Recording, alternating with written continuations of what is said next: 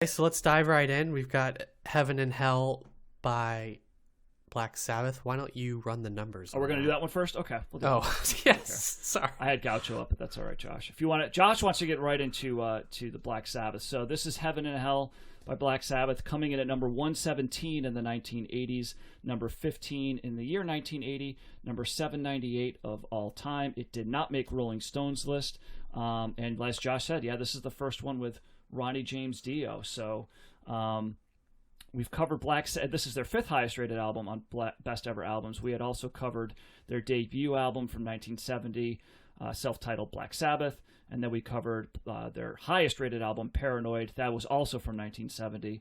And we also covered Master of Reality, which is their third highest rated album. And that's from 71. So a lot of time has passed between the last time we covered them, Master of Reality and Heaven and Hell, which is like almost 10 years later. I think they had like 2 or 3 albums that were in between. So yeah, Josh, why don't you want to kick it off? Why don't you start this Sure. one? I'll start Steely down. Yeah, I actually looked. We covered Master of Reality back in episode 11 of last season. So that was I don't know, that was probably like a year ago. That was almost a year ago, probably. Yeah. It was a while ago. Well, this was, not to, reveal what I thought of Judas Priest, since I've now listened to that album and feel very prepared to talk about it. But this was definitely a different experience from the Black Sabbath that we heard earlier on in the 70s. That was the most surprising thing. I don't think I had ever listened to Dio before on Black Sabbath, so I was it definitely was kind of like took me by surprise, actually, because they sounded almost completely different than what I expected them to.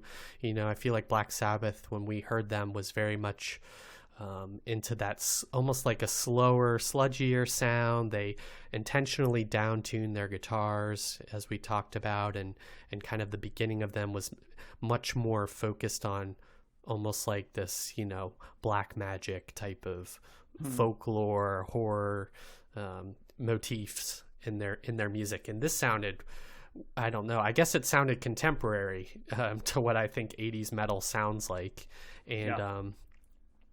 And as a result, it kind of lost a little of its shine for me. I think Dio is a good singer, but he kind of sounds like other metal guitarists. I think, Rob Halford of Judas Priest and Bruce Dickinson of Iron Maiden kind of do it better than what he's doing, in my opinion. It sounds like metal to come as well. Or just even hard rock. It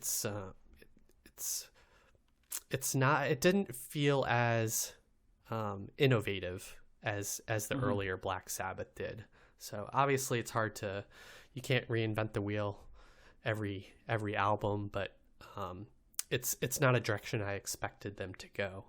What are your kind of initial thoughts on hearing this? So yeah, before I get to that, I just realized we didn't play any songs. Or we didn't. Oh yeah, I'm just songs. gonna throw a little montage in the beginning. What do you want to throw in the montage? I have a suggestion. Okay, go for it. What is it? I would put in Heaven and Hell. That's probably the best song on this album. Yeah, I would think.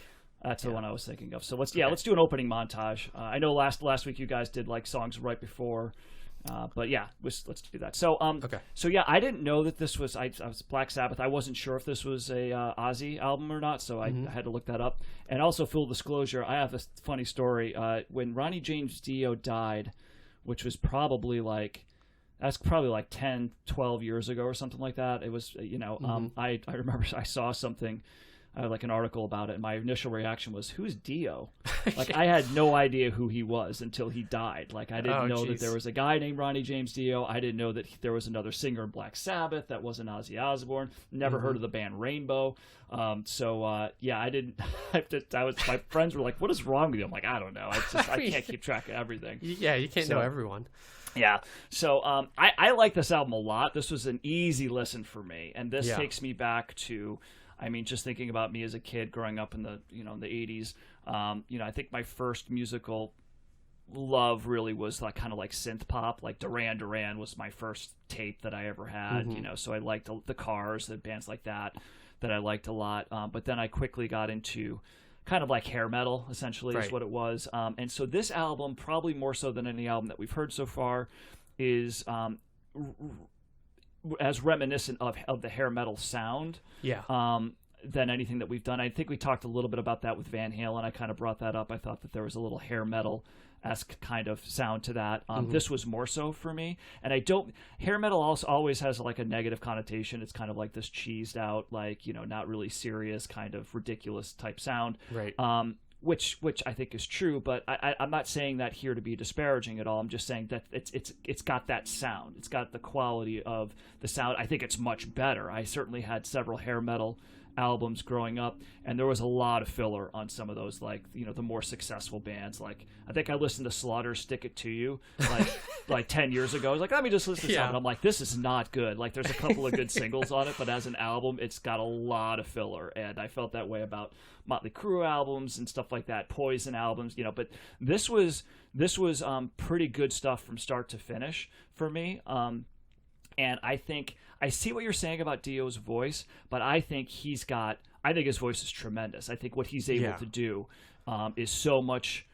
I think Ozzy's voice is unique. It's certainly like it's its own thing. You know, he's got a distinguished voice, and it's really cool. And it's really cool for what Sabbath was doing in those earlier albums. Like, you know, it was kind of more of a menacing, darker sound. This was not as dark, I would say. This was kind of more, you know, there's probably things more in major keys as opposed to minor keys, and this is kind of reminding me of stuff like Judas Priest and Iron Maiden, which I think fall under the category of new wava, which I don't think we've really talked about before. John would know more about this. This is this thing, but like the new wave of British heavy metal, which was kind of like this. Okay. Which is kind of like what those bands really fall into, and this is very much like that. Like, there's a lot of great guitar riffs on here, very powerful, faster riffs. And we're definitely into metal here, you know. And I think that so far, his voice, like Dio's voice, is the best metal voice that we've come across. There's been a lot of hard rock voices, and you've got people like, you know, Brian Johnson from AC/DC. You know, even guys like. You know, Roger Daltrey's got a great voice, but he's not like a metal guy. He's more of a hard rock guy. And same thing. And Zeppelin kind of teeters into both categories. So I would say that this is probably probably up until this point, Plant had the most metal voice. Yeah, Dio is kind of similar to Robert Plant in terms of his power and range, I would say. Yeah, for sure. So, but I thought Dio's voice was great on this, and I don't know if I like it better than Ozzy, but I think it's a better voice. It kind of reminded me of that discussion about like how people say that Bob Dylan doesn't have a good voice, or like you know, Neil Young doesn't have a good voice. They're distinguished, and I would say that's similar with Ozzy. And I don't know, maybe other people would disagree, but I think Ozzy still has a good voice, but I think his strength is kind of like the vibe of the voice, whereas this voice is kind of like the power and the range and like the strength of it, and that really comes through here. But he also does that thing where he accentuates a lot of the, like, I love it when he's like, in heaven and hell, like, you know, and wishing well, like the ELL sound is really lends itself to really cool sounds in metal vocals. It was an easy listen. It reminded me kind of like, it was an interesting kind of juxtaposing this against Steely Dan, which is a much different listen. I don't need to listen to this album multiple times to get it. I get it right away, and I pretty much liked every song on here. It's a little proggy too at times, I would say. There's some songs like the title track does go a little bit long, and it kind of goes in different directions, but there's great musicianship here. It's a fun album. I don't necessarily think I would say that it's better than the ones that we covered, but it's certainly different. And I could see myself definitely at times preferring to listen to this over some of the Ozzy stuff, I would say, kind of depending on the mood that I'm in. Yeah, I don't think Ozzy could sing these songs the way that Dio does. No, so I think, and this is definitely the next iteration or evolution of Black Sabbath with him on board. So I think they were either, you know, excited or, you know, had to change their sound as a result, and take advantage of what Dio brings to, you know, to being the lead singer. So I totally get that.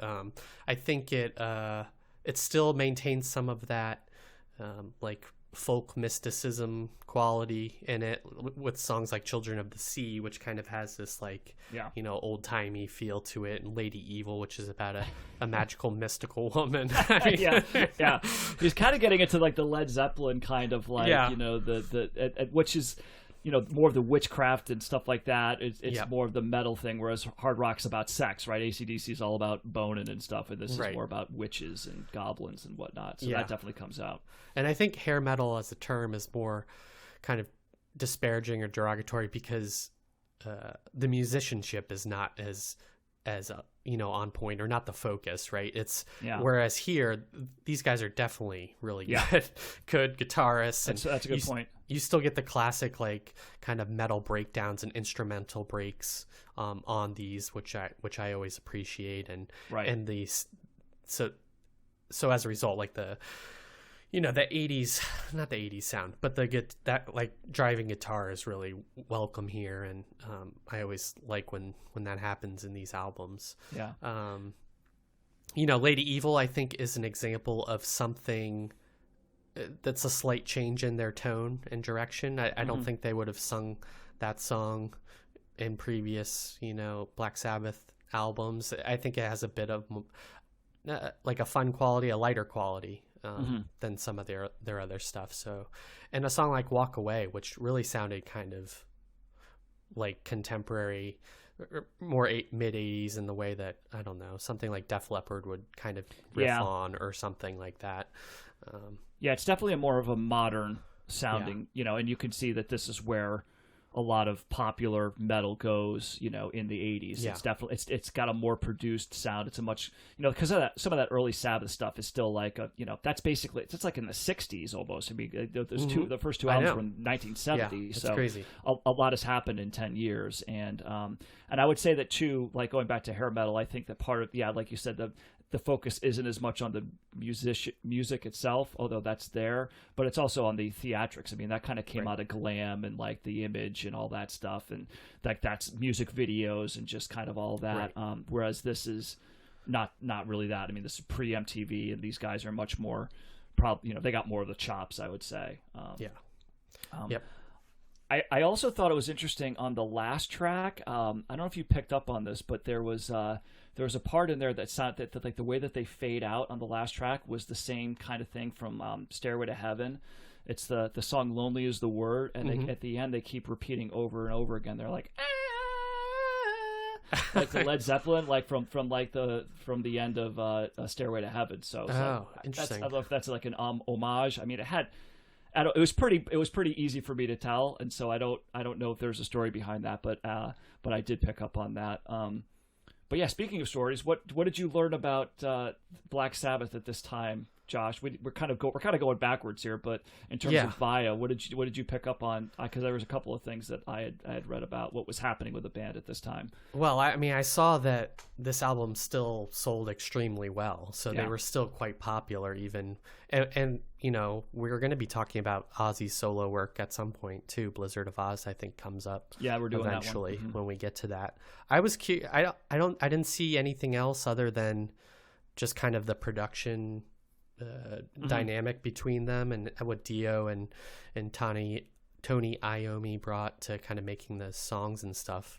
I am curious as to what people thought about at the time, like hearing Dio for the first time, and like the switch. And I think there was maybe a little bit of resistance at first because people wanted Ozzy, but I guess they welcomed him eventually. I mean, it's still a strong record. It did sell pretty well. I did look up a little bit. So Ozzy was with the band, like they did a couple other albums. They had just done a tour, and they essentially got to the point because they were so into alcohol and drugs, cocaine. So of course, and alcohol in particular. But I guess Tony Iommi was saying something like, we were all that was a really bad time for everybody, but Ozzy was a different level. Like Ozzy was just ridiculously hard to work with, wouldn't show up on time for what he was supposed to do, wasn't really into doing stuff, would rather just go drink or whatever, and he would just say, we'll get to recording tomorrow. So they finally kicked him out. And then I didn't know this, but they found Tony Iommi from the daughter of their manager, who was actually Sharon Osbourne. Oh, okay. So they found Dio, you mean? They found Dio. Is that what? Yeah. Yes. So she was the one that suggested that after Ozzy got kicked out, and that was before they were married. But she suggested Dio because he was in Rainbow, and I don't know, they had broken up or he wasn't in the band anymore, and so he was basically looking for a project to work on. And Iommi and the rest of Sabbath were kind of like, should we even continue? Like, should we just break up? But then they kind of both needed each other and got together and jammed and played and figured it was worth a shot. And they did a pretty good album. I mean, it's definitely different. It's a good question you pose as to like how fans of, there probably were Sabbath fans out there. It's not the same, right. That the early stuff's better. Ozzy forever, Dio never, probably stuff like that,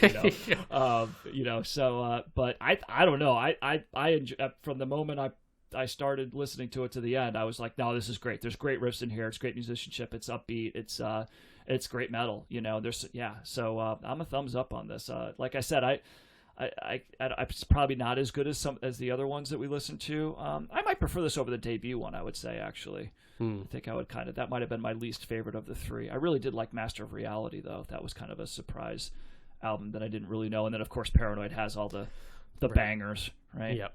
Yeah. Both those albums are more appealing to me, and I think stronger than this album. But I think I recommend it also, especially if you're into kind of the beginnings of the history of metal and definitely into this band. I think in the timeline of a band too, sometimes they go, because they change and people change who are fans of them. You kind of drop off with bands at times. And which I've done with different bands that continue on, and they just kind of draw their fans or things like that. So I'm sure this is the same thing that happened with them, and they continue on too. So yeah, for sure. So I guess I'm not. That's about as much research as I did. So I don't know how many other albums they did with Dio, but it was strong. And Dio, like I said, I thought Dio's. Oh, that was the other thing I saw that Iommi said that it was a different experience working with Dio, because he said that a lot of times with Ozzy he would sing.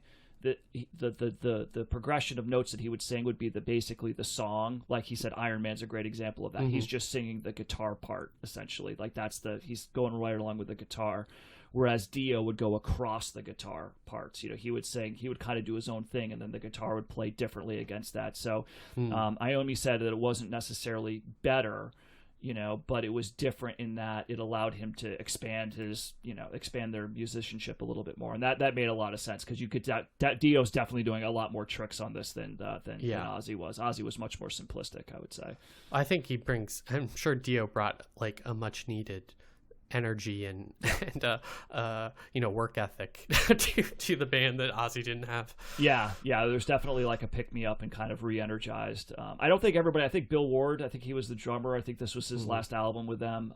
He kind of didn't really like the direction they were going, and Geezer Butler kind of quit for a little bit, and then he came back. So there's all kinds of stuff happening with these guys. It'd probably be more of a fascinating dive into the bio, but as far as the album goes, it was an easy listen. It was a good one to cover in 24 hours, so I listened to it 3 times, but once would have been fine. So I did see that Heaven and Hell, the song, is pretty highly ranked among like overall metal lists of songs, and it was one of the higher rated Black Sabbath songs also. So yeah, that one kind of stood out to me as being like, there was just a really cool riff, but I thought all the songs were good. So I would give it a thumbs up. All right, two thumbs up from us.